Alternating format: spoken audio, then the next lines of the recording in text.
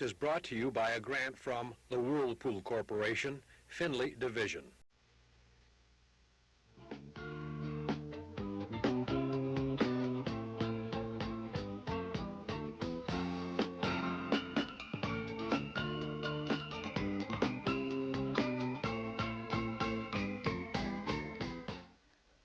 Hello and welcome to News 6. I'm Rob Rotaball.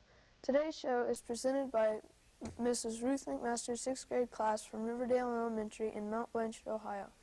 In today's show, we will show you area collectors. Our first collector is Mrs. Virginia Motter, who specializes in Finley glass. Jeremy tells us the story. Mrs. Motter of Mt Blanchard, Ohio has a great collection of Finley glass. She talked to Carla Price about her collection. What's the oldest piece of glass you have?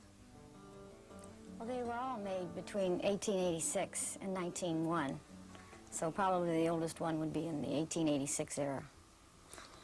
How many pieces do you have altogether? I have a little over 200 pieces. Most of them are water pitchers. When did you start collecting them?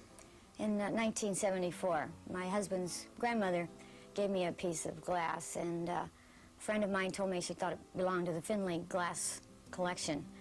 And so I got started collecting all the pieces I could in Finley pattern glass. What is the most valuable piece you have? It's a water pitcher. It's in the amberette pattern. It's frosted with gold flashing on it. They're fairly rare. Which is your favorite piece? The water pitcher that I collected, I found in a little store. It's not known as a Finley pattern, and we found shards of it. And when the new book comes out, it will be named after me. It will be called the Ginny water pitcher. What was some of the glass used for?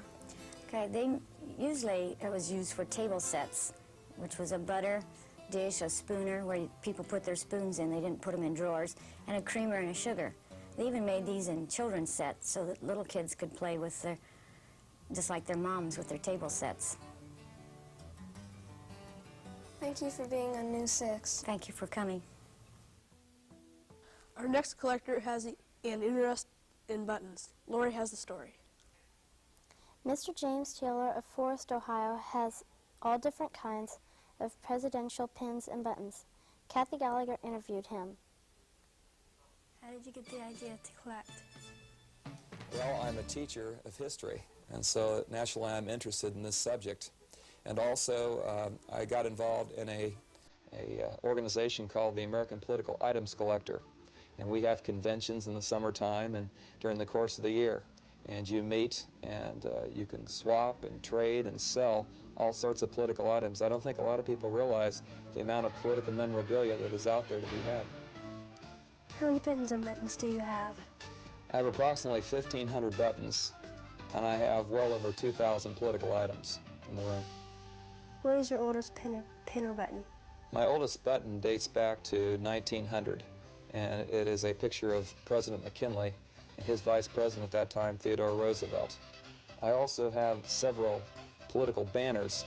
My oldest one dates back to 1880, and that would be James Garfield, President Garfield. That's my oldest item of 1880. What is your favorite pin or button?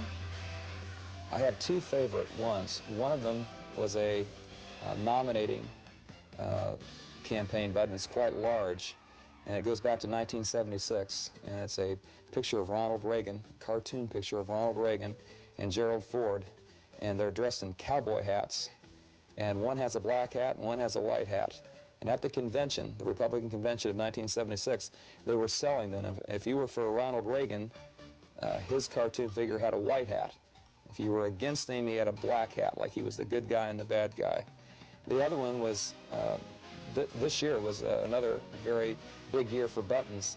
And I have a button that shows vote for President Reagan, and it plays the Star Spangled Banner and lights up. What other things do you have back in history? Well, probably my most valued piece in the room just about is a reproduction, an exact reproduction of the President John F. Kennedy rocking chair. If you would be old enough to remember John F. Kennedy, that was one of the big things that was discussed during the time he was president. He had a very bad, serious back problem, and he had a man named Larry Arata build him a rocking chair, especially for him, and he loved it dearly.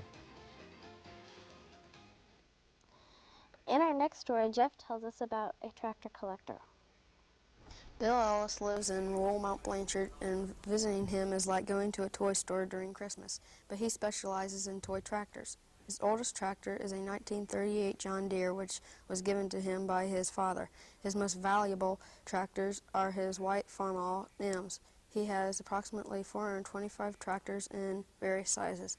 Each year, Mr. Ellis exhibits his toy tractors at Springfield, Ohio. Our next collector raises her collection. Tammy tells us the story. Mrs. Beverly Gossman of Arlington, Ohio, raises parakeets for wholesale. She talked to Flint Gossman about her pets. How did you get started? Well, my mother-in-law had them, and I enjoyed watching her, so I just took off from there.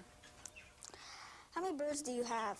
I have 17 pairs, which I have 40 birds altogether. 17 are breeders, and 5 of them are for next winter's, for about June, to mate up for June. How do you take care of the birds? Well, each morning, my son and I feed them the bird seed with sprinkled eggs on top, and we give them the vitamins, which has wheat germ and baby cereal mixed up together in it, and of course the water daily, every morning. And the ones that have birds, at night I will give them an extra helping of feed because they need more because they have to feed the babies. How do you tell the males from the females? The females have a blue marking, which is called a sear, on their nose, and the male has a blue marking on the nose. The females have the brown. How long does it take after the egg is laid to hatch?